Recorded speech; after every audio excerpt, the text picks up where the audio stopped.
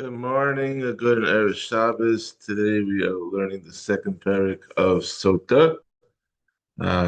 Started yesterday. Today's shiur is Lila Nishmas Aronachim and Simcha Kohen Yeshua Morchem and Shep Sabbat of Sevish Malay.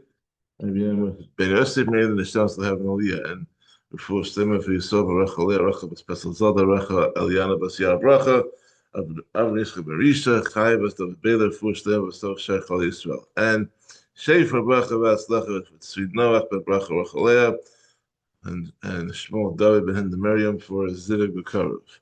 And a special shout out to our sponsors for Seder Nashim, the Imperial Advisory Group, helping companies with their CFO needs for over 30 years. If you or your company need help with the financials, please reach out to them at imperialgrp.com. Okay, here we go. Perek Beis Mishnah Aleph.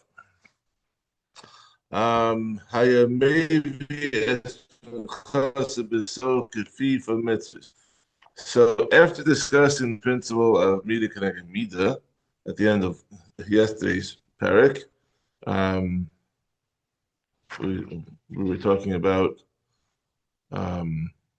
yesterday we finished up the Perek with Yosef having the schus that Moshe buried him because he buried Yaakov, and Moshe having the schus of Hashem burying him because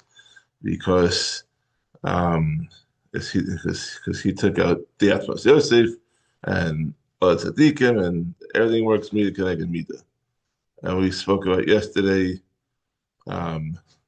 also that the way that the Sotah did her sins, those are the body parts that got affected first from the May Sotah.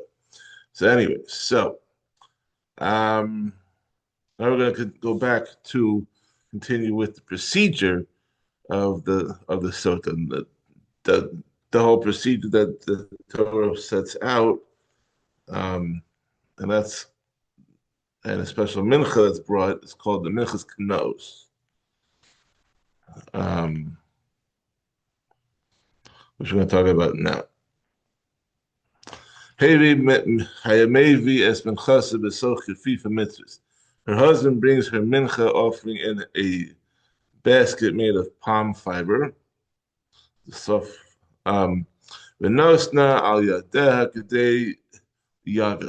And he places it on her hands in order to tire her out, so she might admit her guilt.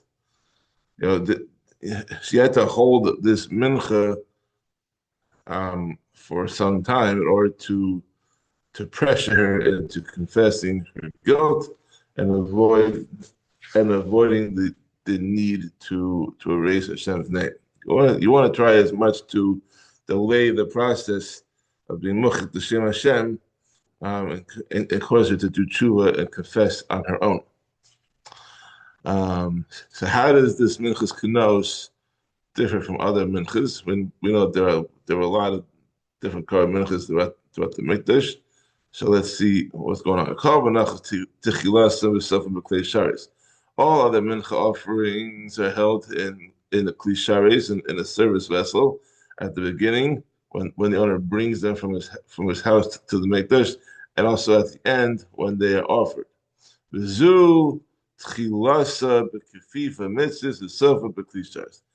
minchas kenaos is held in a basket of palm fiber in its beginning, meaning when the husband brings it from his house to the base of mikdash, and in a kli sharis, in a service vessel at its end, when it's actually being makriv. It's not put into a kli sharis after it has been brought into the azara and it's about to be offered.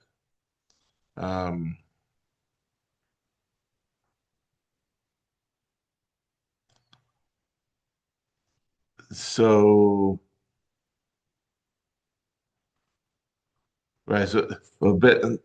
this basket of palm fiber is not even fit to be used as a kli sharis. It's such a low quality that's not even used in the service of a human king. Certainly not in the service of Kadosh Baruch Hu. All of the mincha offerings require oil and lavona, the type of spice that is added on top. V'zu eina te'una lo Hashem lo lavona.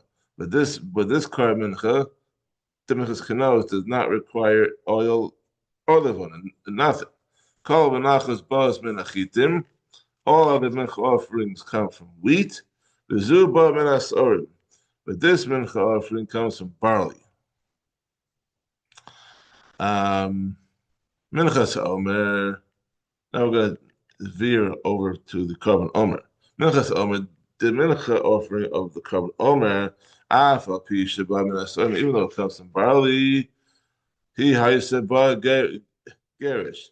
It differs from the minchas kenaos in that it comes as finely ground and sifted flour. The zuba kemach, whereas the minchas kenaos comes as coarse meal. Right, the flour of the minchas kenaos is not sifted at all. It includes all the bran and chaff that are present after the grinding of the barley grains. Most korban minchas have three positive characteristics. Three positive characteristics. One, A, that they contain oil and lavona. B, that they're made of wheat. And C, that the flour is fine. Two korban minchas that we just mentioned have two of these characteristics. Sorry, two korban minchas that have two of these characteristics. The minchas chatas, the sinner's mincha, even though it's lacking oil and lavona, is made of wheat and it's fine and fine flour. The korban omer, even though it's made of barley, also contains oil and lavona and it's fine and has fine flour. Okay, so you have two minchas that have only two of the three. The minchas kenaos has none of those three qualities. Does not contain oil or lavona. It is not made of wheat, and its flour is coarse. Rabbi Gamliel says, "B'shem shemaseh ma'aseh behema," just as her indecent behavior was like the behavior of animals. Animals do not attach themselves to only one mate. They go around to other mates. Kach karbana machabehem. So too, her offering is the food of animals.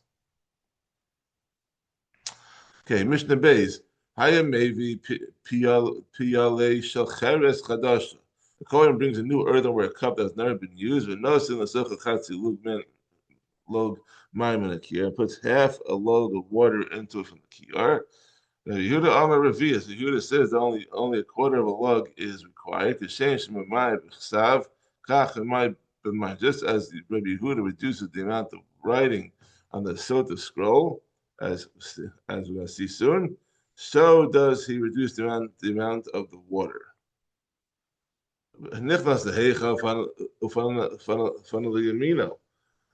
After putting the water into the cup, the Kohen enters the heichal, into the sanctuary with the cup in his hand, and turned to his right. Malcolm Hayasham Ama al Ama. There's a place on the floor of the heichal that was 1 amma by 1 amma wide, like a tile. The tavla shows shayish with tabas haisakruba. It was covered by a marble tile to which a ring was attached. No, when he lifts the tile, he takes some earth from the ground beneath it. But no saying, it places enough of the earth in the cup so that it can be seen on the surface of the water. As the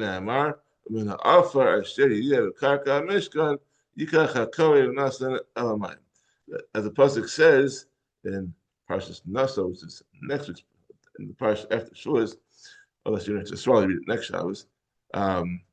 As it says, and from the earth that will be on the floor of the Mishkan, the Kohen shall take and add to the water. That's part of the puzzle that has to come from Karka HaMishkan, Karka HaMikdash. Okay, now we're going to talk about the Shvuah.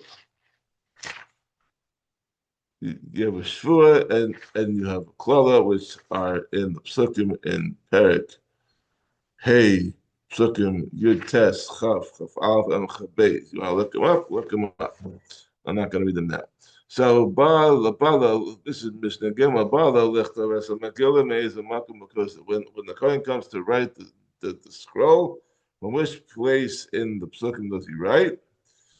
So the first Tana says, "Mi aim lo shachav ish." He writes from the middle of pasuk Yutes that if a man has not lain with you, through the end of that pasuk, Va'at ki satis tachas ishech, and then the entire pasuk chaf.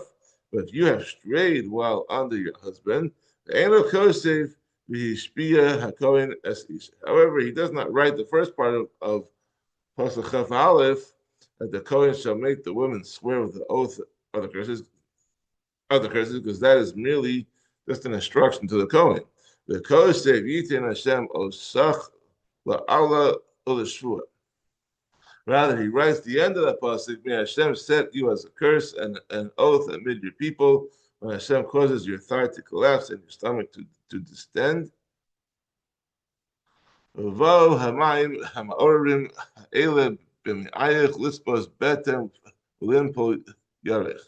he continues with the first part of Pasuk Habeis, that these waters that cause curse shall enter your innards to cause the stomach to distend and thigh to collapse. He does not write the end of the Pasuk Habeis, and the words and the woman should answer Amen, Amen, which is just an instruction to the woman and her acceptance of the oath. So anything that's really part of the parsha, they, according to this first Tana, they write, but the instructions they don't. But the second Tana, the Yossi says, Lo hayam nafsik, does not make a break. Rather, you start from the middle of pasuk Yutes, and you write the entire parsha, including all the instructions, because it's still pasuk in the Torah. You don't cut out words from a pasuk. But the third time is Yehuda Omer. Yehuda says, "Kol atzmo eno kosev alitin Hashem oschal Allah shua bal hamayim orim ha'ela b'mich." He should concern himself only with writing pasuk chaf aleph. May Hashem set you as a curse and an oath. And the first part of Pasuk Chabez, that these waters that cause curse will enter your innards. He does not write the end of Pasuk Chabez. The woman shall answer Amen, Amen. Mishnah Daled. The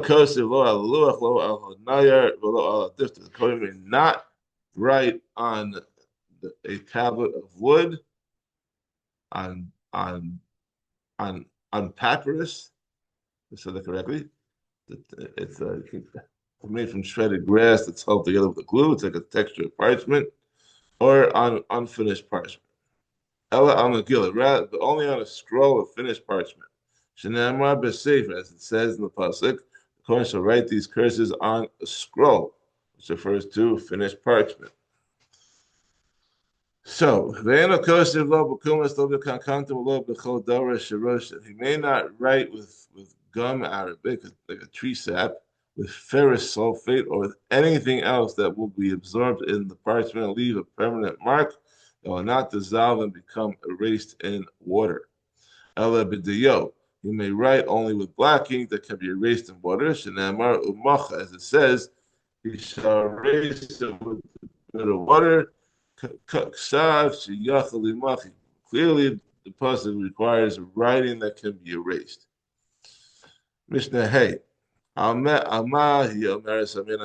what does she refer when she says Amen, Amen? Why does she say Amen twice? Amen al Allah, Amen al Shua. She says one Amen in response to the curse and one Amen in response to the Shua, to the oath. That's why you say it twice. Besides accepting the curse and oath with regard to the specific act of adultery she is accused of, she also accepts the curse and the oath with regard to any other act of adultery that she might have. Just because she's being suspected for one act with one particular man that she was warned of, doesn't mean she's not guilty of other acts of adultery which she might have done. Amen me'ish. Zeh amen me'ish achim. When saying amen twice, she also means amen that I did not become defiled from this man, and amen that I did not become defiled from another man. Amen shalosh shatisi arusinus. So alternatively, another meaning is that she says amen that I did not stray when I was in Arusa, and amen that I did not stray when I was in Nesua. They have different halachas. The Shemarish Yavam Kenusa. And in the case of Yavam, who became a Sotah after marrying the Yavam, she means a man that did not become defiled when I was waiting for Yavam to marry me, and a man that did not become defiled after I married him. And the final interpretation of Amen, Amen Shalom Nitmesi, saying Amen in response to the oath is like swearing, Amen that I did not become Tameh, Vein Nitmesi Yavobi. And saying amen in response to the curse is like saying amen that if I did become tamei, the water should enter me and cause my death.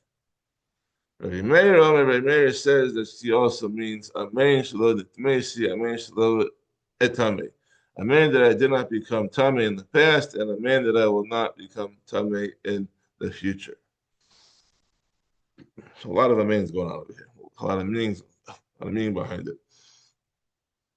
Mishnah Vav, the last one for today. Hakol Shavim Shein Masna Ima Lo Al Kodem Shadis Aris. All agree that he cannot stipulate with her that the shvua includes the period before she performed Erusin, when she was still single. Lo Al Me'achar Shadis Garis, nor the period after she was divorced. Nistar Al Achar Nitames Achar Kach Exira.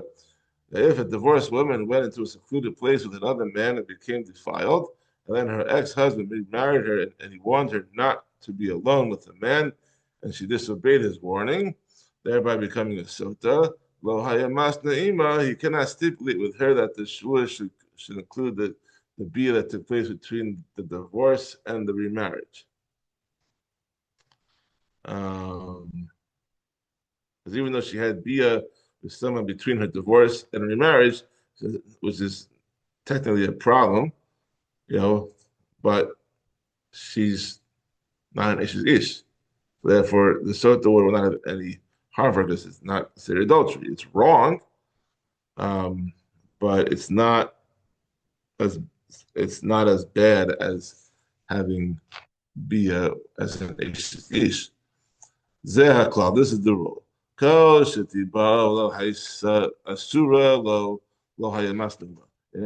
In every case where bia would not answer her to a husband, he cannot stipulate with her that the oath should also refer to that bia.